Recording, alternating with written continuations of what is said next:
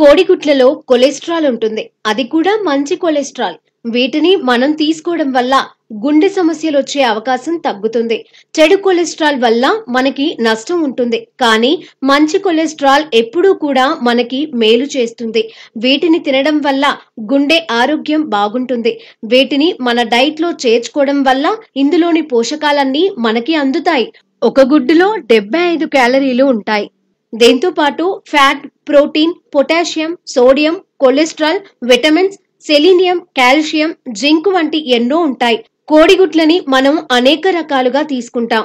ఓసారి ఉడికించి తింటే, మరోసారి ఆమ్లెట్, ఇలా రకరకాలుగా తీసుకుంటాం.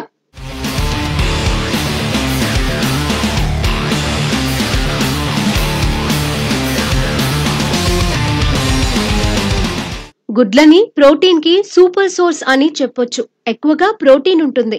వీటిని తినడం వల్ల బాడీ టిష్యూస్ రిపేర్ అవుతాయి, మజిల్స్ తో సహా. అందుకే జిమ్ చేసే వారిని ఎక్కువగా గుడ్లని తినమని చెబుతారు. గుడ్లని ఎప్పుడు తినాలనేది చాలా విషయాలపై ఆధారపడి ఉంటుంది.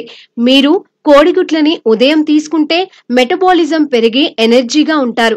చాలా సేపటి వరకు ఆకలి కాకుండా ఉంటుంది. దీంతో ఎలాంటి క్రేవింగ్స్ లేకుండా ఉంటాయి. లంచ్ వరకు క్రేవింగ్స్ లేకుండానే ఉండొచ్చు. హెల్దీ బ్రేక్ఫాస్ట్ అనేది బ్రెయిన్ కి మంచి ఫుడ్. గుడ్లలో కొలైన్ ఉంటుంది. ఇది బ్రెయిన్ హెల్త్ కి చాలా మంచిది.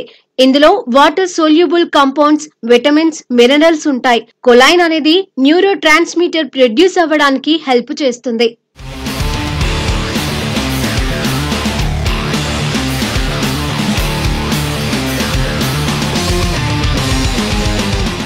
ఇవి ఇంటెలిజెన్స్ ను కూడా పెంచుతుంది. దీనివల్ల బ్రెయిన్ ఫంక్షన్ మెరుగ్గా మారుతుంది. అందుకే బ్రేక్ఫాస్ట్ లో తినడం చాలా మంచిదని చెబుతారు. వీటిని తినడం వల్ల మజిల్స్ కి ఎంత మంచిదో బ్రెయిన్ హెల్త్ కి కూడా అంతే మంచిది. అంతేకాకుండా ఇందులో యాంటీ ఆక్సిడెంట్స్ ఎక్కువగా ఉంటాయి. ఇవన్నీ కంటి చూపు సమస్యల్ని దూరం చేస్తాయి.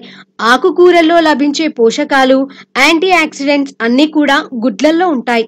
అందుకే వీటిని తినడం వల్ల దృష్టి సమస్యలు దూరం అవుతాయి. గుడ్లలో క్యాలరీలు తక్కువగా ఉండి ప్రోటీన్ ఎక్కువగా ఉంటుంది. దీంతో కడుపు నిండుగా ఉంటుంది. వెయిట్ లాస్ డైట్ లో ఉన్నవారు వీటిని హ్యాపీగా తినొచ్చు. దీంతో జంక్ ఫుడ్స్ తినాలన్న కోరికలు కూడా తగ్గుతాయి. దీంతో స్నాక్స్, ప్యాకేజ్డ్ ఫుడ్ తినరు, హెల్దీ ఫుడ్ తింటారు. దీంతో బరువు తగ్గుతారు. మీ అవసరాలను బట్టి ఎప్పుడు తినాలి, ఎన్ని తినాలనే విషయం మీ డైటీషియన్ చెప్పిన విధంగా తీసుకుంటే సరిపోతుంది.